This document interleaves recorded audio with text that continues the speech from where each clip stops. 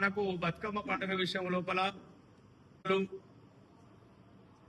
పితృ అమావాస్య నుండి మహాలయ అమావాస్య నుండి ప్రారంభమైనటువంటి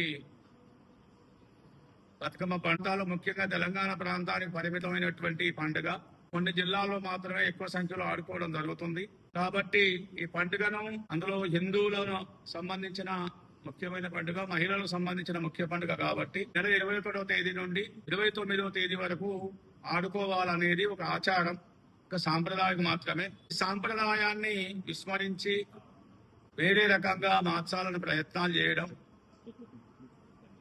ముఖ్యంగా ఇది గ్రామీణ ప్రాంతాల్లో పుట్టినటువంటి బతుకమ్మ పండుగ. వాస్తవం చెప్పాలంటే ప్రభుత్వ క్యాలెండర్ లో 29వ తారీఖే సెలవు ఉన్నది. సమాజాన్ని కలుషితం చేస్తా అంటే మాత్రం సమాజం ఊరుకోదు.